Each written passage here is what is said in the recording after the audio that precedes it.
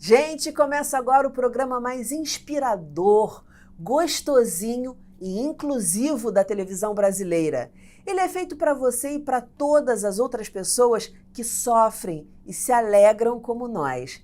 É também para aqueles que não conseguem exercer seus direitos. Então fica com a gente, a vida vai melhorar. Está no ar o Educação.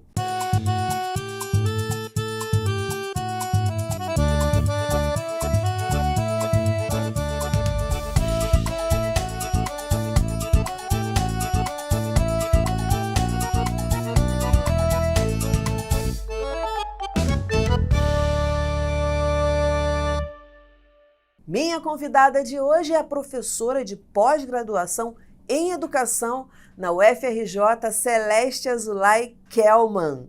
Muito bem-vinda, professora, um prazer conversar com você. Obrigada, Daniela, obrigada pelo convite. É um prazer muito grande poder divulgar as questões da educação que tanto me animam. Porque a gente parte do pressuposto aqui, professora, que educação não é somente aquela educação escolar, é uma educação que envolve a sociedade, envolve desde o momento que a pessoa nasce até o momento em que ela morre. A gente está sempre aprendendo, a gente está sempre transmitindo conhecimento, e a educação vem daí. E a gente adora ouvir histórias. Mas como o seu trabalho é super importante, não desmerecendo os outros convidados, não, de forma alguma, mas é um trabalho que realmente precisa ser olhado, precisa ser divulgado na nossa sociedade. Eu vou começar por ele, para a gente poder entender um pouquinho o que você faz, e aí a gente depois vai entender por que você faz. Então vamos lá. Atualmente, o número de pessoas surdas no Brasil passa dos 10 milhões. Como você avalia as medidas de inclusão destas pessoas no trabalho e nas instituições de ensino, de modo geral? Daniela, a questão é complexa, porque quando você fala em 10 milhões, nós dizemos 10 milhões de pessoas que apresentam alguma perda auditiva. Mas destas 10 milhões, apenas 2,7 milhões aproximadamente são surdos. Qual é a diferença entre ser surdo ou ter uma deficiência auditiva? Primeiro, a comunidade surda, ela não tem interesse em ser chamada de deficiência auditiva, porque quando a gente fala em deficiência, isso sempre implica em uma falta. E eles não consideram que falte nada. O que eles têm é uma diferença linguística. E o problema se Perfeita acentua. explicação. Não, estou dizendo perfeita explicação porque eu sempre soube assim disso quando eu comecei a estudar educação e principalmente inclusão em educação, que as pessoas surdas não se consideram deficientes, e agora você falou em linguagem, a sua explicação foi brilhante. A questão da diferença linguística que elas apresentam fica mais grave ainda, porque 95% das crianças que nascem surdas, elas são filhas de pais ouvintes. Então, os pais terminam por não se comunicar com seus filhos, porque o filho não ouve e começam a desenvolver gestos domésticos, como a gente chama, né? Que é uma comunicação familiar entre pais e filhos, pais e irmãos, surdo, enfim, quando essas crianças apresentam esse problema linguístico, elas só vão se dar conta de que existe uma língua própria para elas quando chegam na escola, porque os pais não têm muito o conhecimento de como fazer o seu filho aprender uma língua. E uma língua é importantíssima para que a criança possa construir conhecimento. Então, ele só vai entrar em contato com a língua de sinais na fase escolar. Exatamente. E isso deve causar, assim, muita dor, além vamos dizer assim, desse atraso, não sei nem se a palavra é essa, mas na comunicação, mas também muita dor, porque o ser humano, ele é comunicação. entendeu? Ele tem que se comunicar. E aí essa comunicação sendo assim tão dificultosa e a pouca informação, né, o pouco preparo que a sociedade tem para o contato com essas pessoas, causa muita dor. Eu estou errada? Não está errada, não. Olha só, tem crianças que... a criança surda, quando não ouve nada que está acontecendo, mas vê as bocas se mexendo, ela também acha que se ela mexer a boca, ela vai conseguir se comunicar. Então, a primeira dor é quando ela percebe que o outro não a está entendendo, quando ela faz imitando uma pessoa falante, né? Certo. A segunda dor é que, como ela é no meio de uma comunidade familiar que provavelmente, na maioria dos casos, ela é a única pessoa surda, existem casos que não, quando tem doença genética, aí tem muitos membros, inclusive alguns filhos, que podem se tornar surdos, ou nascer surdos. Mas quando ela é a única, e ela não vê ninguém como ela acha que quando ela ficar grande, ela vai morrer. Por quê? Porque ela não conhece ninguém daquele jeito. Então, se ela é assim, como é que ela vai viver se todos os adultos falam e ela não? Né? Então, o medo da morte também. Bom, então Nossa, isso eu não sabia, não tinha a menor ideia, professora. isso é descrito no livro de uma francesa surda, a Daniela Bory. Ela escreve O Voo da Gaivota. Porque quando ela descobre que existe uma língua, ela se sente livre. E teve uma vez uma menina aqui no Brasil que ela disse assim: eu descobri a minha língua. Ela ficou feliz, ela quis conhecer mais e cada vez mais a língua de sinais, porque era uma maneira dela entrar na comunidade linguística. E isso, infelizmente, nós estávamos falando sobre inclusão, quando ela entra na escola, com 5 anos, 6 anos, é que ela vai começar a lidar com a língua de sinais. Né? E isso, aí sim, a escola pública, ela tem o atendimento educacional especializado que vai facilitar que essa criança seja incluída na classe regular e tenha um atendimento paralelo na sala de recursos multifuncional. Só que Perfeito. nem sempre é assim. Aí a gente pode continuar a conversar sobre as dificuldades Sim, da sim. inclusão. Sim, sim. Então, eu queria perguntar, considerando alunos da educação especial no Brasil, mais de 39 mil têm deficiência auditiva e 23 mil surdez e 525 surdo-cegueira. Que medidas de inclusão ainda precisam ser tomadas, na sua opinião, para esses alunos, professora? Bom, uma série de medidas. Primeiro, a presença de um intérprete na sala de aula. Veja que, antes da inclusão, muitas crianças surdas, elas ficavam em escolas especiais. Nos Estados Unidos, Exatamente. inclusive, existiam escolas residenciais. A criança era removida para uma escola residencial e ficava lá de segunda a sexta. Só sexta-feira à noite é que ela ia de volta para a casa da família.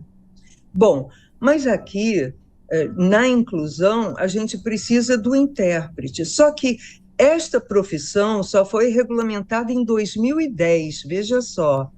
E, antes disso, não havia intérpretes nas salas de aula. E, mesmo assim, veja só, uma escola consegue contratar um intérprete. E este intérprete, imagina se tem 2 alunos surdos que estudam na parte da manhã no 3º ano, um aluno surdo que estuda no 4º e outro que estuda no 5º ano. Impossível, impossível. Como que esse intérprete vai dar conta de acompanhar cada uma das crianças no seu processo de escolarização enquanto inclusão? Então, o que acontece? Alguns municípios brasileiros, inclusive no estado do Rio, só fazem a criança surda ser incluída a partir do 6º ano, porque antes ela está numa classe só para crianças surdas. E aí sim, ela aprende com muito mais intensidade a língua de sinais e a língua portuguesa como duas línguas diferentes.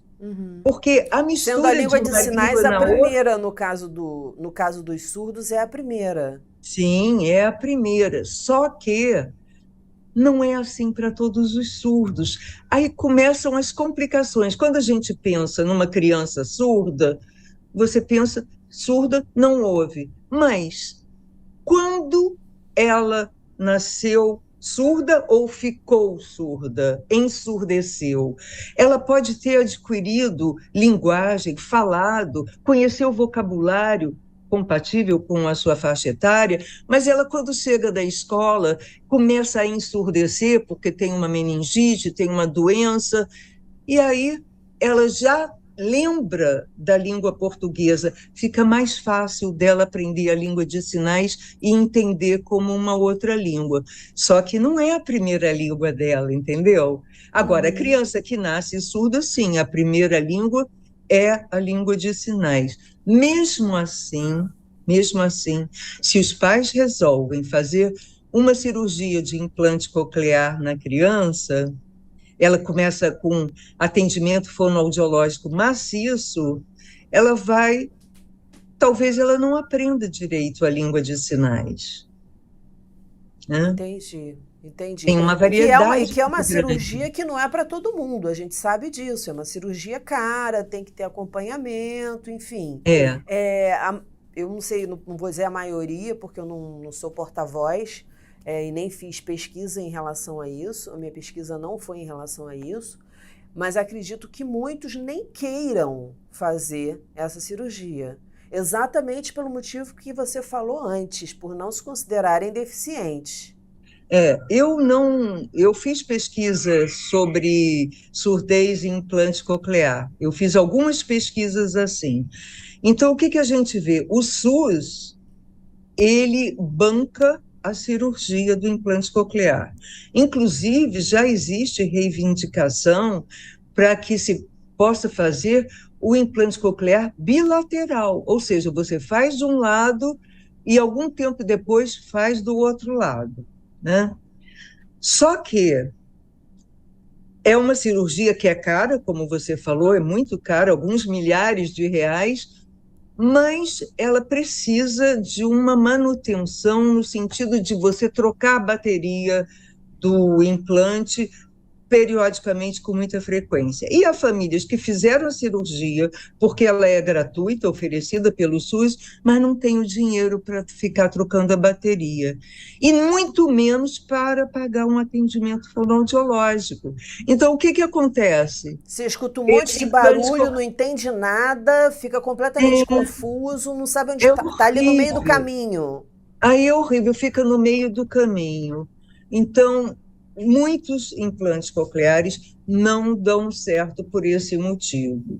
E tem outro, uma criança que faz o implante coclear, os pais querem que ela fale, mas ela, mais tarde, ela vai se perceber que não é nem surda, nem ouvinte.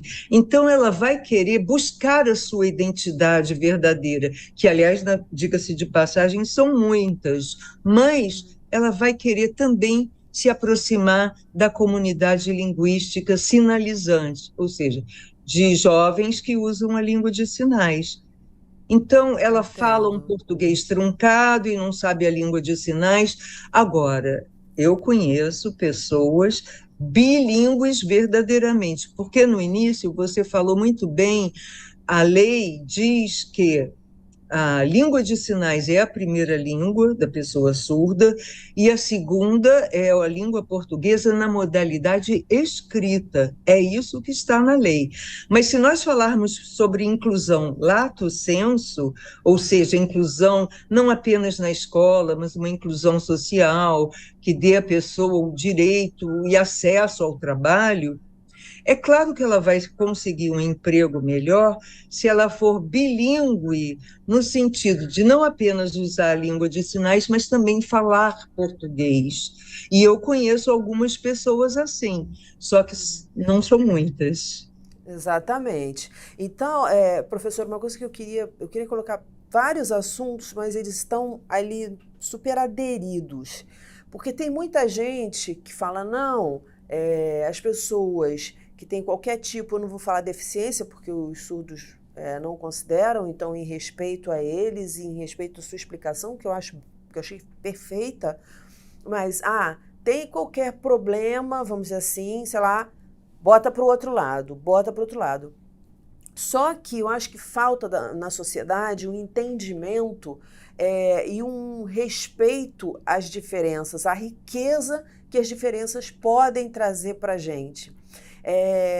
Enfim, e aí a gente encontra, como você mesma falou, pessoas que já foram, né, que estiveram lá, que já aprenderam o português, vamos dizer assim, a língua portuguesa, e que vão para a sala de aula.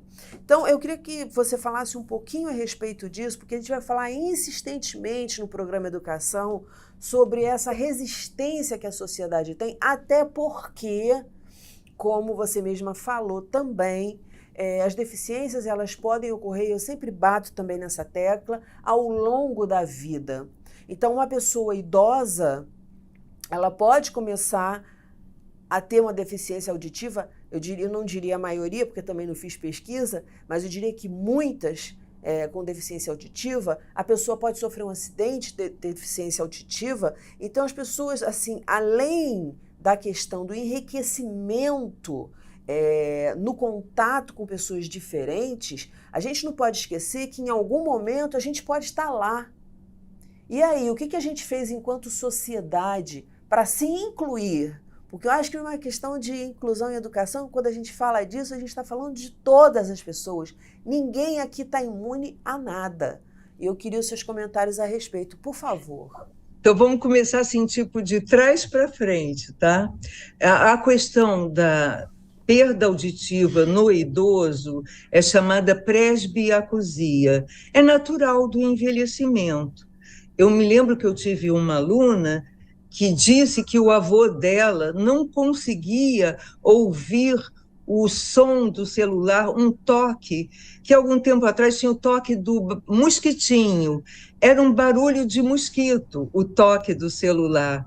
E aquilo, o avô dela conseguia conversar com ela, mas ele não ouvia aquele barulho. E por que ele não ouvia esse tipo de toque?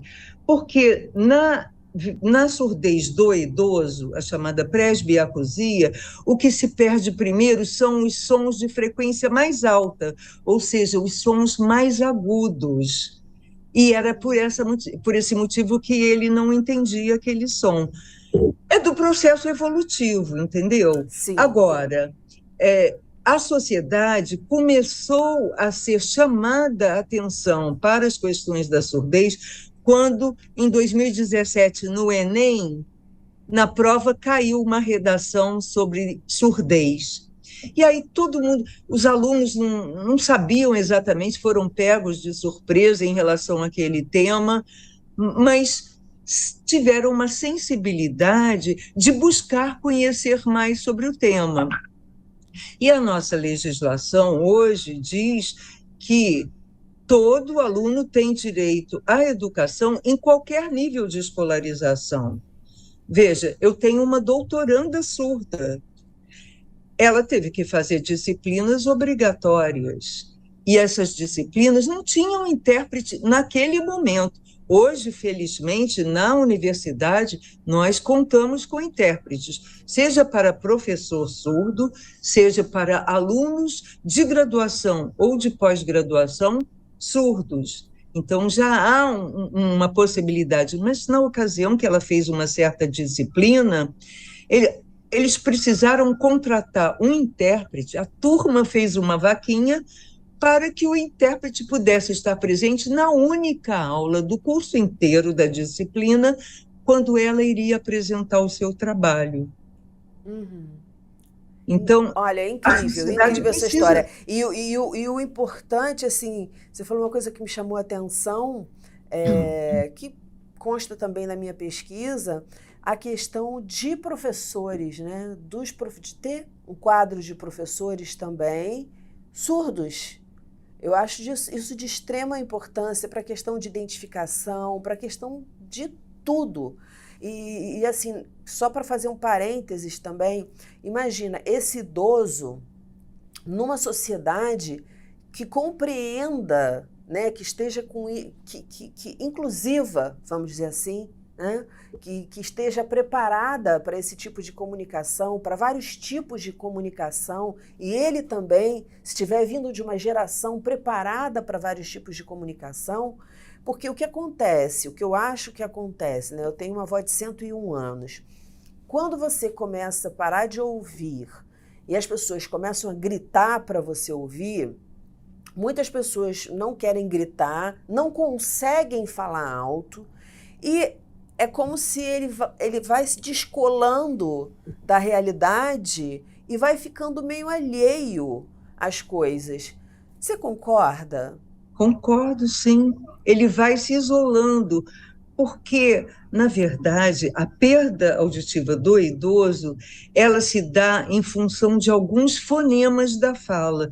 Então, quando você fala qualquer palavra, tem fonemas que são mais agudos, outros fonemas são mais graves, e com isso ele não ouve alguns fonemas da palavra, ele não consegue fazer a closura. Aí ele diz assim: eu ouço o que você fala, mas eu não consigo te entender, porque ele Uhum. ouve alguns sons de cada palavra. I, gi, si, e, o, se. Você entenderia? Você não entenderia o que eu estou Ninguém. falando. Então, realmente, isso é a questão do idoso. Agora, não é só o idoso que vai perdendo a audição, que se exclui. Muitas vezes, o aluno surdo, criança, ele acaba se excluindo porque ele percebe que ele quer se comunicar com os ouvintes, mas nem sempre os ouvintes estão disponíveis para se comunicar com ele. Na minha pesquisa de doutorado, eu vi exatamente o contrário e eu fiquei muito feliz. De uma certa professora, eu fiz pesquisa em várias salas de aula. Na ocasião, eu fiz o meu doutorado na Universidade de Brasília. Então, a pesquisa foi feita lá. Numa sala de aula específica, tinha duas professoras, a professora chamada regente e a professora especializada que passava o que a professora regente falava para a língua de sinais para os alunos surdos da classe, que eram 5. Mas deixa estar que essa professora namorava um surdo, a professora regente. Então, ela sabia Libras, língua brasileira de sinais.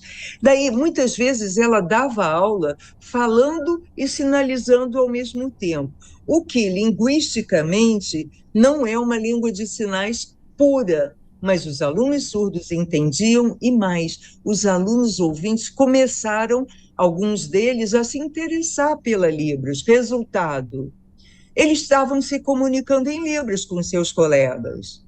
E muitas vezes os colegas surdos, os surdos da sala, eles ficavam tão à vontade que eles levantavam o dedo, perguntavam, sinalizando, e a professora traduzia para a turma o que ele havia perguntado, e assim eles iam aprendendo a língua do outro. E foi assim Que fantástico. lindeza, Foi que fantástico. lindeza. Só que isso não é sempre que acontece, né? Exatamente. Quais são os maiores desafios do momento na educação dos surdos? Bom, a gente tem que se apoiar para traçar os desafios no que nós temos de legislação. Então, a legislação, ela vai trazer que, apesar da lei ter sido regulamentada em 2010 sobre a função de intérprete, em 2019 a figura do intérprete como profissional foi banida do Sistema Federal de Ensino. Então, quem é intérprete hoje, concursado, seja em institutos federais, seja nas universidades públicas, ele não vai haver mais concurso. eles são raros. Então, hoje tem um grupo de intérpretes concursados e um grupo de intérpretes contratados que tem que mudar a cada 2 anos para não configurar um conflito trabalhista, entendeu? Dele Entendo. reivindicar um posto de trabalho que já não existe mais. Então, essa legislação que tira a função de intérprete, ela prejudica a inclusão, a escolarização das pessoas surdas, de alguma maneira, né? Uhum. Mas, fora isso, nós temos algumas vantagens. Por exemplo, em 2021, a Lei 14.191, ela traz uma alteração na LDB, que foi de 1996, a Lei de Diretrizes e Bases.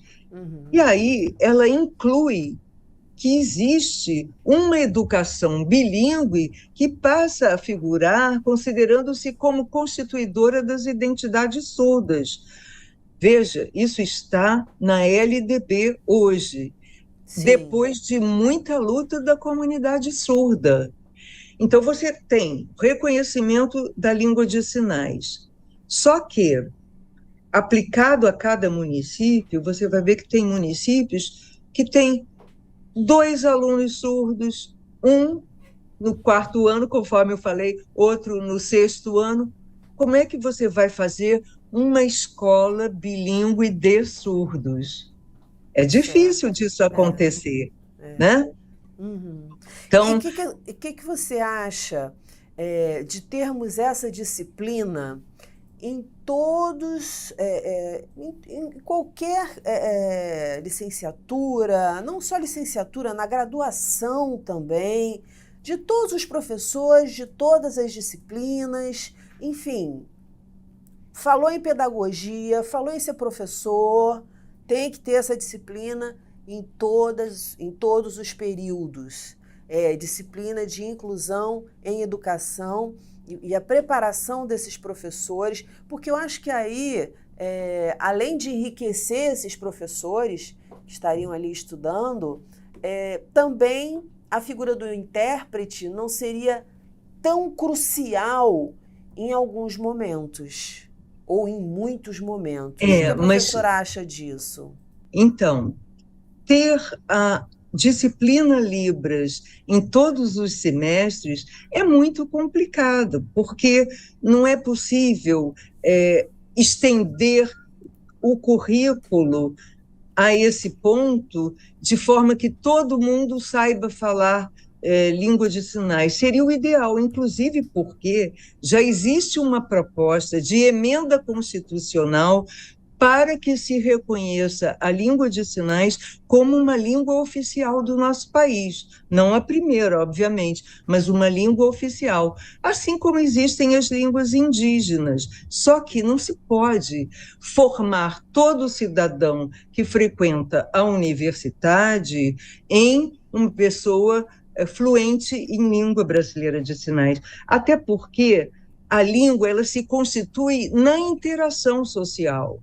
Então, quando a gente fala em comunidade surda, é uma pessoa com outra, ou no meu grupo de pesquisas, por exemplo, que eu tenho intérpretes atuando, porque eu tenho pessoas surdas participando, inclusive a minha doutoranda.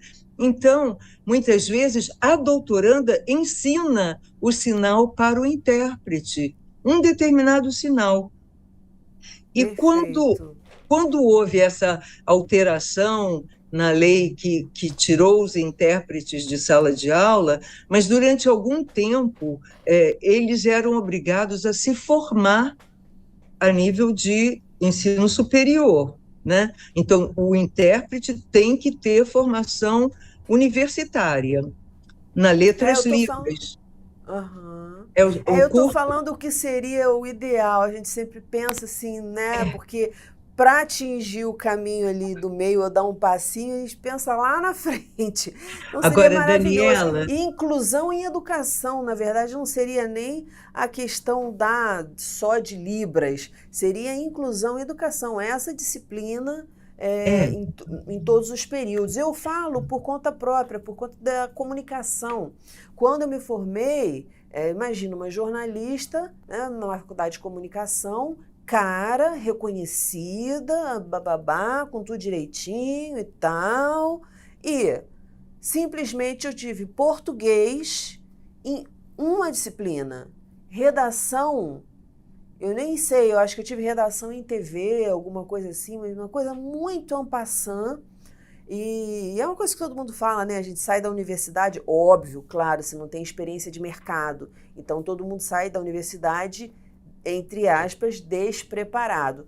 Mas uma coisa que eu acho que, por exemplo, em jornalismo, não sei como está hoje, não posso dizer, mas eu sou a favor de ter, sim, a disciplina de português e redação em todos os períodos, já que vão ser as nossas ferramentas de trabalho.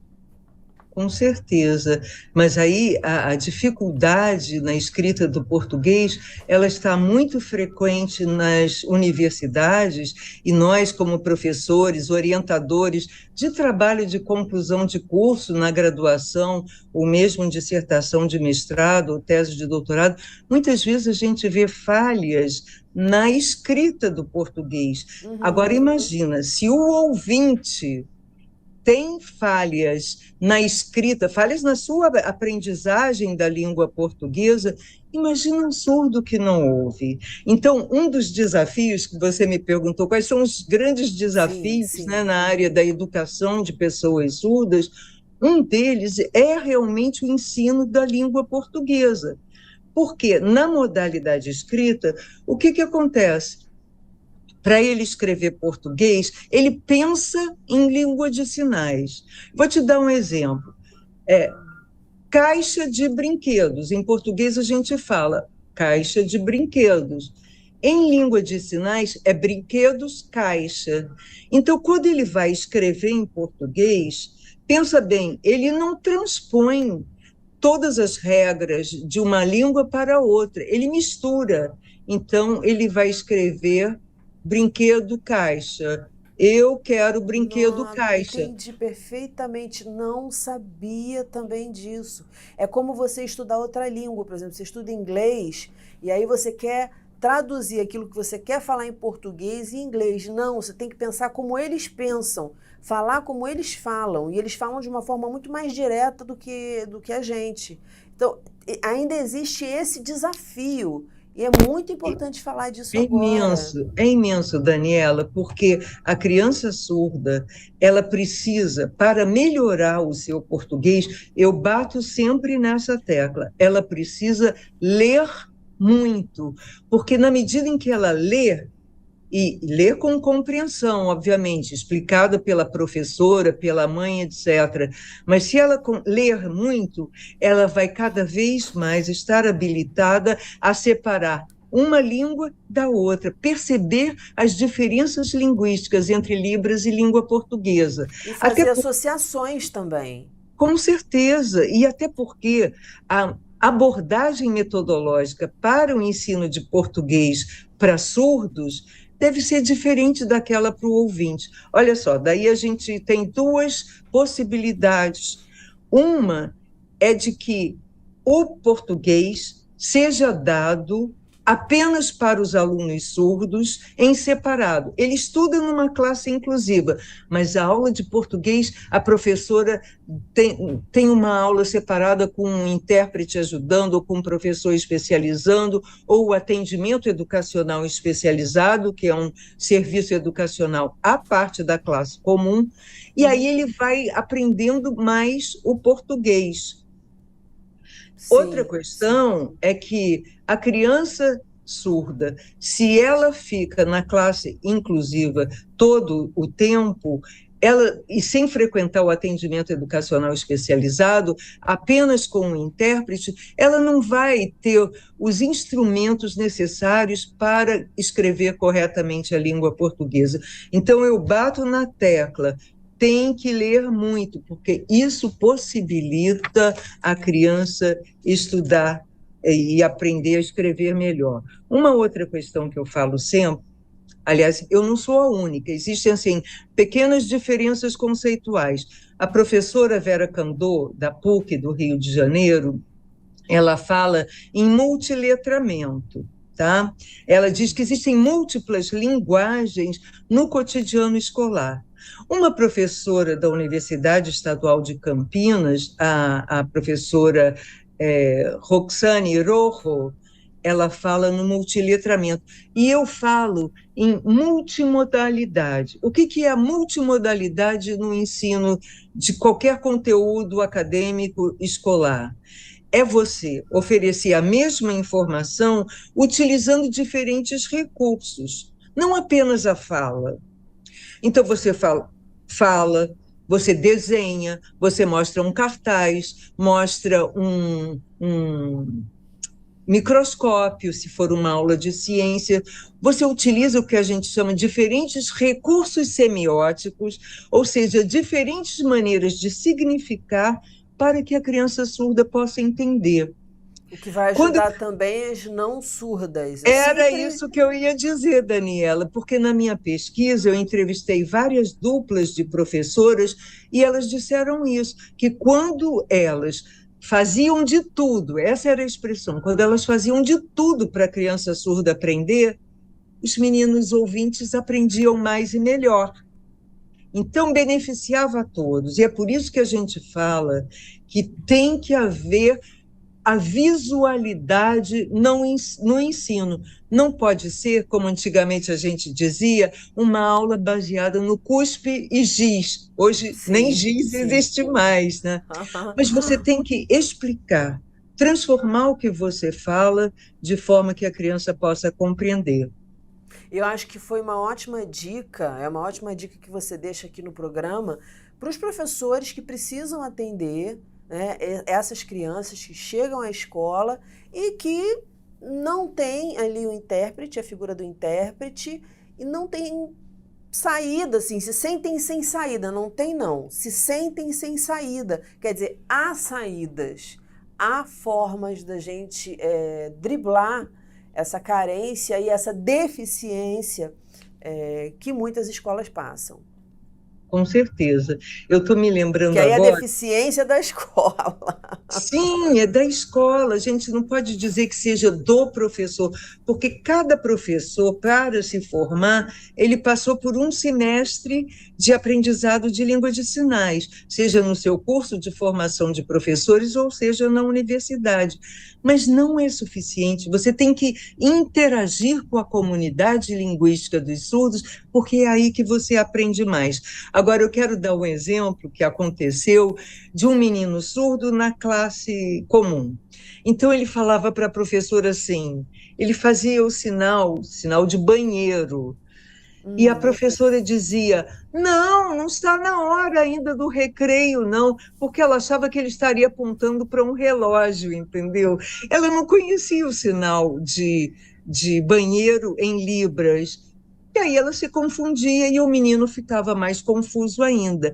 Ao passo que se ela dissesse, o que você quer? O que é? E se ele pudesse explicar com gestos para que ela entendesse, ela poderia entender, sim. Então, sem dúvida que a professora interessada, se ela tiver alunos surdos, quantos cursos foram dados dentro das próprias escolas, não apenas para os professores, mas para as famílias das pessoas surdas, só que muitos deles não vão, porque a aula de Libras vai ser no sábado, sábado é fora do horário de sala de aula do professor, sábado é dia que os pais têm outras atividades fora do seu emprego para poder resolver, então não é muito bem sucedido, infelizmente. O ideal, você fala muito em inclusão em educação. Só para você saber, na pós-graduação eu dei durante alguns anos a disciplina Inclusão em Educação, que é mais do que do que inclusão, ou escola inclusiva. Escola inclusiva exatamente, parece que por isso que a eu uso escola o já termo, está eu não pronta, falo escola entendeu? inclusiva. Ela é uma escola incluída? Não é, é um processo. O processo de inclusão na educação precisa que todos que estão no chão da escola participem, desde a merendeira, o porteiro, a supervisora, orientadora educacional, professora, a direção da escola. Então, o que é ideal e que está constando na lei? Que hajam polos de educação bilíngue. Esses polos de educação bilíngue podem ser escolas sensibilizadas para receber alunos surdos. E aí sim, toda a escola, com todos esses profissionais, poderiam aprender e interagir com os alunos surdos de uma maneira que eles se sentissem verdadeiramente incluídos. Ai, que perfeito, que maravilha. Você é professora associada do programa de pós-graduação em educação da UFRJ e fundadora do grupo de estudos e pesquisas sobre surdez. Como é que surgiu esse seu interesse pelo tema? Antes de eu ser professora da pós-graduação, eu fui professora da graduação. E antes de ser da UFRJ, eu fui da UERJ, aí fui fazer doutorado na Universidade de Brasília, fiz concurso lá e fiquei dando aulas na Universidade de Brasília até ser transferida para o Rio, que é a minha cidade base, né? Já na Universidade de Brasília, aliás, desde a UERJ, eu estava sensibilizada para a questão da educação de surdos, tanto é que a minha dissertação de mestrado foi Sons e Gestos do Pensamento, um estudo da linguagem egocêntrica na criança surda, que foi publicada. Nossa, que Foi riqueza! publicada a minha dissertação, à época, em 1996, pelo Ministério da Justiça, Secretaria dos Direitos da Cidadania. Então, já na UERJ, eu participava de um programa Surdez, Educação, Saúde e Trabalho, com uma professora Eulália Fernandes, uma grande querida que era do Instituto de Letras e foi quem me orientou na dissertação, apesar de eu fazer na área da educação. Meu mestrado foi em educação. Então, eu atuava no projeto da Eulália. E ali a gente começou a desenvolver atividades sobre surdez. Eu comecei a realizar o que eu chamo Surdez em Foco, uma atividade de extensão. Quando eu fui para a Universidade de Brasília, eu não só fiz o Surdez em Foco, como também comecei a dar um curso chamado Surdez, Comunicação, Educação e Inclusão. No primeiro curso, fez uma fila gigantesca para inscrição. No segundo, uma fila grande. No terceiro, uma fila menor. No quarto, eu vim para o Rio de Janeiro, para a UFRJ, e comecei a fazer os cursos Surdez, Comunicação, Educação e Inclusão no Rio de Janeiro. Porque, como professor de pós-graduação, que eu estou desde 2010, já orientei muitas dissertações, trabalhos de conclusão de curso e 4 doutorados. E tenho mais 2 a caminho. Beleza, que Quando eu ótimo. fiz o primeiro curso, eu dei todas as aulas, sozinha. E quando acabaram as aulas, alguns alunos falaram: professora, por favor, vamos fazer um grupo de estudos sobre surdez? Tá bom, nós começamos a estudar surdez sob minha orientação. Quer dizer, foi um pontinho puxando o outro que foi aumentando e virou uma colcha. Virou uma colcha e virou um livro também. Porque o livro Surdez, Comunicação, Educação e Inclusão é um livro que eu organizei junto com 2, hoje, doutoras, que foram orientadas por mim. E vários meus mestrandos, orientandos de doutorado escreveram nesse livro, além de parceiros da UFRJ, da área da saúde, como um artigo, um capítulo é sobre implante coclear, da Secretaria de Estado de Educação, uma parceira também. É muito importante, por exemplo, a publicação de livros, porque quando você publica um livro, ele toma corpo ali e ele se espalha nas livrarias, enfim, em lançamentos, é uma divulgação necessária para a sociedade. Por isso que a educação trata tanto desse assunto, se preocupa tanto com esse assunto, porque a gente precisa entender, e a gente bate naquela tecla, eu já falei aqui, e falo para as pessoas que me conhecem, o clichê ele existe por algum motivo, ou seja, o negócio é tão certo, muitas vezes, não vou dizer em todas as vezes, que... E a gente fala sempre, gente, pelo amor de Deus, olha as diferenças, gente, a gente só ganha acolhendo as diferenças. E aí é a informação que traz essa realidade para a gente, e é esse também o mote do programa Educação. Mas a gente começou, né, do final para o início. Claro que começou num ponto que foi se formando outro, e virou uma colcha com livros para as pessoas pesquisarem, enfim, com uma série de publicações extremamente importantes, de pesquisas feitas, não é achismo, não é eu acho, é pesquisa científica. Como é que foi isso? Você faz alguma relação da sua infância, de algo que você viu na escola, ou de uma figura dentro da sua família que te dizia algumas coisas ou que te dava alguns exemplos, para você hoje fazer essa conexão? Porque às vezes o chamado vem e você não vai. Então, assim, poderia ter surgido esse pequeno ponto e você dar as costas para ele, dizer, não, não é isso que eu quero estudar. Foi uma escolha sua. E eu queria entender um pouco essa escolha, porque a gente sempre aqui estuda, vê a história da pessoa, como que as pessoas se inspiram a chegar lá. Você hoje é uma pesquisadora de referência, e você não nasceu uma pesquisadora de referência. Qual foi a aderência disso aí na tua história? Você consegue enxergar? Eu consigo, sim. Eu percebo que começa no seio familiar, né? O meu pai, que também foi professor da UFRJ, professor emérito, inclusive, um grande dermatologista brasileiro, ele foi presidente da Academia Nacional de Medicina. O meu pai, ele nos ensinou a ter respeito a qualquer pessoa, independente da classe social, independente do que ela tinha de dinheiro, não é por aí que a gente encontra os valores nas pessoas, e respeitar a todos. Eu aprendi isso, em primeiro lugar, com ele. Quando eu fui fazer psicologia, eu já era professora, tinha feito o normal, como você falou no início do programa, hoje curso de formação de professores, e de lá eu já fui me sensibilizando para a questão das deficiências. No meu curso de psicologia, eu primeiro fui auxiliar psiquiátrica. Auxiliar psiquiátrica, eu trabalhei no Hospital Pinel fazendo estágio. Depois eu fui fazer estágio em presídio. Eu fazia um programa com psicólogo dentro do presídio, mas lidando com uma outra população excluída. Veja, pacientes psiquiátricos totalmente excluídos, eles ficavam no Pinel. Segundo, nas presídios.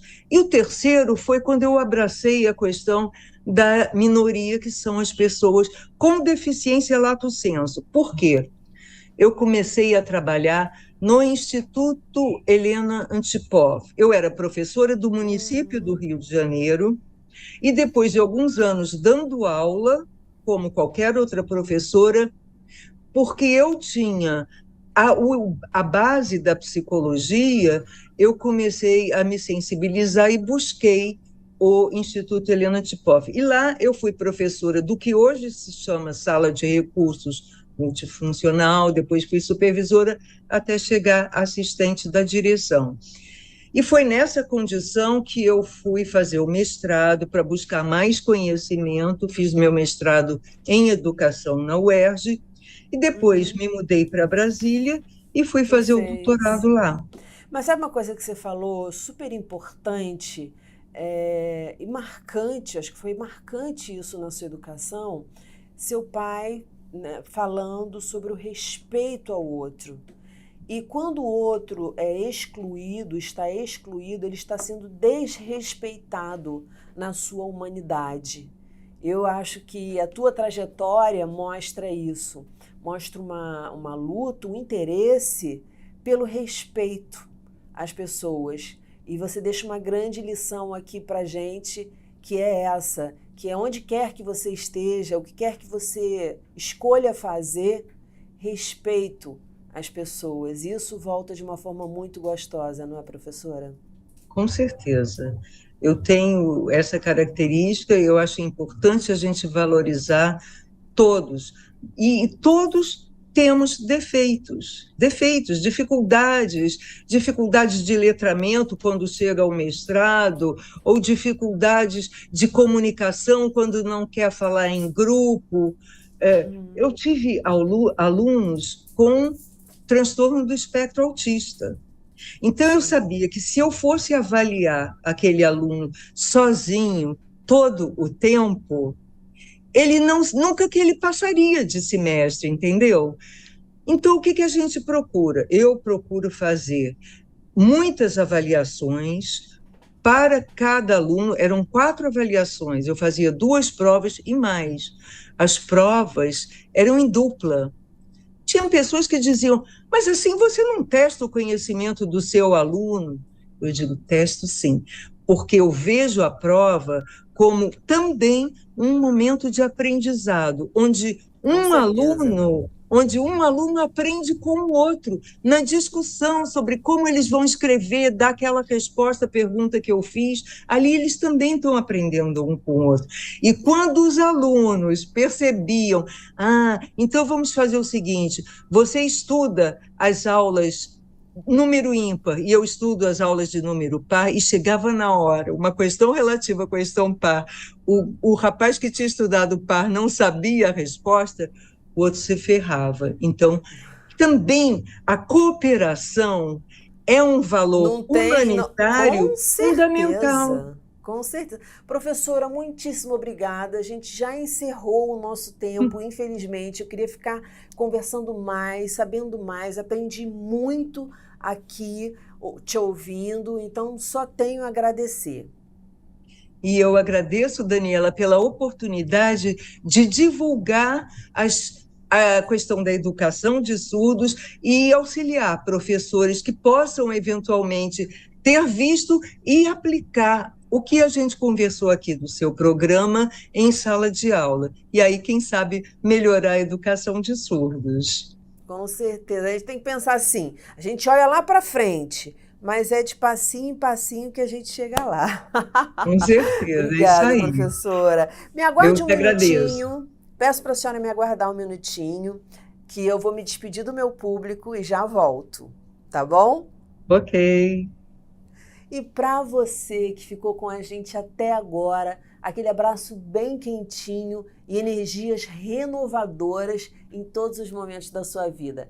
Na segunda que vem tem mais, às 9 horas da noite, aqui na TV Alerj, canais 12 da NET e 10.2 em sinal aberto. Educação, se você não se envolver, não cola. Saúde, saúde e até lá!